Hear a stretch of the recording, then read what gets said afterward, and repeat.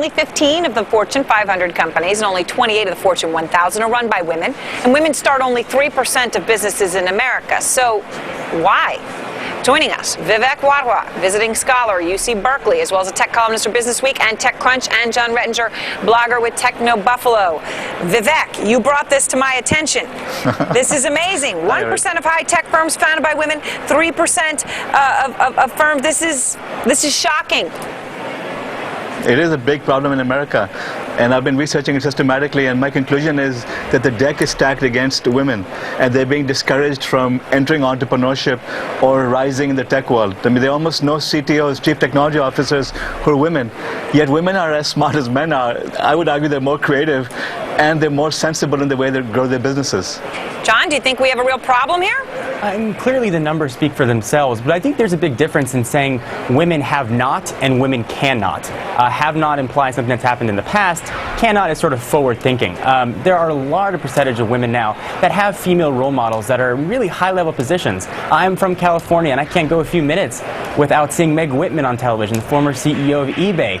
We have Carly Fiorina, the former CEO of HP. They're now role models for women to have, to make themselves more established in the technology field, whereas that didn't exist years ago. So you have ways that you can model yourself for success. All right, Vivek, let's throw this out there, what some people may not feel comfortable saying, but they may think. And they may think that women are not entrepreneurs because women are more risk-averse than men. Stereotypically, some people think this.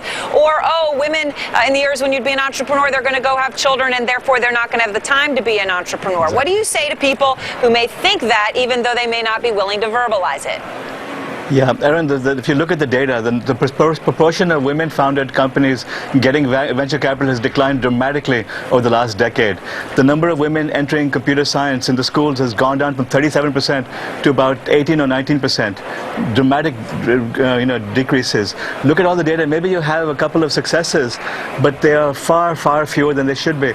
We should have 50% of our tech entrepreneurs being women. That's just the way it should be, not 1%. There's a big discrepancy here. So why the drop, Vivek? I mean, is there something true to the questions that I raised? Is there a truth to it? I mean, I heard one very high-profile woman in the tech industry, and I'm not going to say who she was, but she said, a lot of women, they sort of assume their career is going to go a certain way, and before they even get married and have children, they sort of take themselves out of the running for some of these things. Yeah. And it starts with mom and dad, that they discourage their daughters from becoming scientists and engineers because those are male things. And then when they enter the workforce, when they reach a certain level, they start feeling discrimination, that they don't readily enter the executive ranks, they get discouraged and leave the workforce. And then when they do enter the tech world, they're alone. I mean, I was at the Anita Borg Institute conference in Atlanta a couple of weeks ago.